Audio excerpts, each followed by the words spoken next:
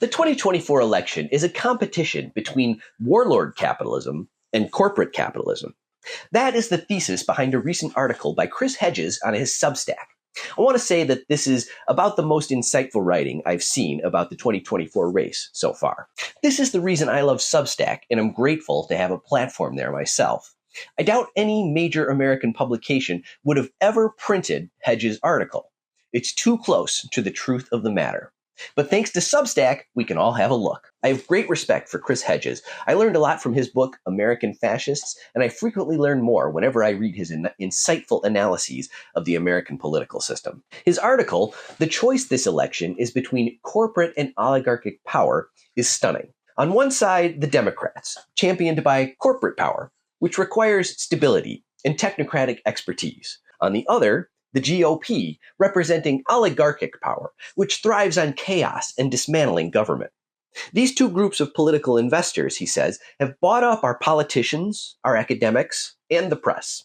Hedges writes, both dismantle regulations, destroy labor unions, gut government services in the name of austerity, privatize every aspect of American society, from utilities to schools, perpetuate permanent wars, including the genocide in Gaza, and neuter the media. Both forms of capitalism disembowel the country, but they do it with different tools and have different goals. In the essential book, Golden Rule, writer Thomas Ferguson describes the investment theory of party competition. Ferguson's golden rule is not that we should treat others the way we want to be treated. This golden rule, which is also ancient, says that he who has the gold makes the rules. What Ferguson is describing in his book is how political investors, not voters, make up the actual constituencies in American politics. The real market for political parties is defined by major investors, who generally have good and clear reasons for investing to control the state. The prize in any election is power. This is why the owning class spend millions and billions to influence the outcome in any given electoral contest. But the needs of the electorate are really not part of the equation at all. Sad to say. If competing blocks of political investors have shared interests about any issue, there will be no competition on that subject between the two major parties. Writes Ferguson, if all major investors happen to share an interest in ignoring issues vital to the electorate, such as social welfare, hours of work, or collective bargaining, so much the worse for the electorate. For example, during the Great Depression, capital-intensive industrialists and investment makers got behind FDR's New Deal because it was in the interest of export-driven industry to do so.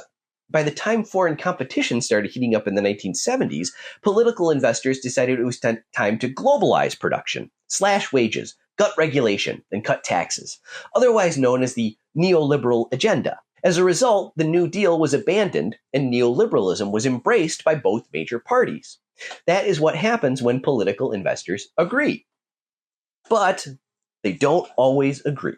This is precisely what Chris Hedges is describing in his article. Kamala Harris represents corporate power, while Donald Trump is the avatar of oligarchy. Hedges writes, this is the split within the ruling class. It is a civil war within capitalism played out on the political stage. The public is little more than a prop in an election where neither party will advance their interest or protect their rights.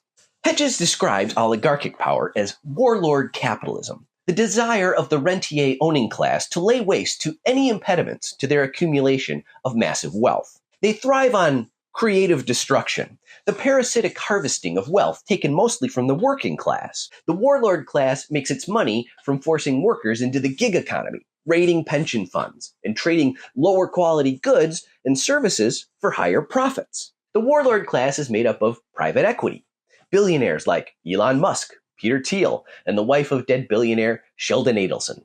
In the article, Hedges interviews economist Michael Hudson about his book, Killing the Host, which featured prominently in my September 13th post, The Rich Are Parasites. As Hudson says in the article, people think of a parasite as simply taking money, taking blood out of a host, or taking money out of the economy.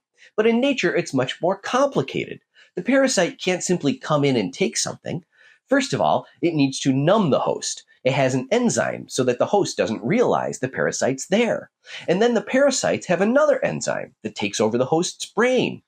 It makes the host imagine that the parasite is part of its own body, actually part of itself, and hence to be protected. That's basically what Wall Street has done. On the other side, corporate power, what Hedges refers to as housebroken capitalism.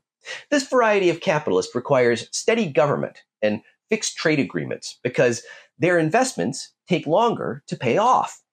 Think Fortune 500, our beloved corporate overlords, always efficiently finding ways to relieve American workers of their jobs, cut their pay, or reduce their benefits. It's almost open enrollment time. Your pals. Housebroken capitalism is a nice way of conceptualizing liberalism, which is the left end of the pro-capitalist class. Liberals still believe that capitalism is the best possible system. They just think it's the government's job to sand down those rough edges.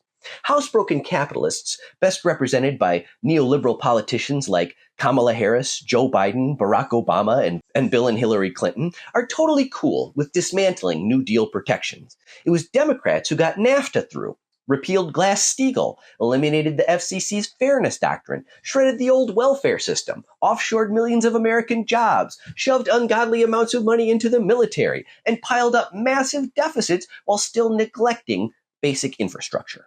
Hedges sums everything up by saying, pick your poison. Voting Harris or Trump is simply a vote for one form of rapacious capitalism over another.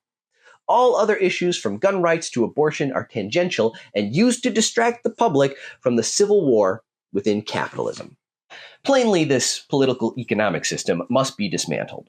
Alexis de Tocqueville once mused on the collapse of monarchy in France, saying, the class that was then the governing class had become, through its indifference, its selfishness, and its vices, incapable and unworthy of governing the country.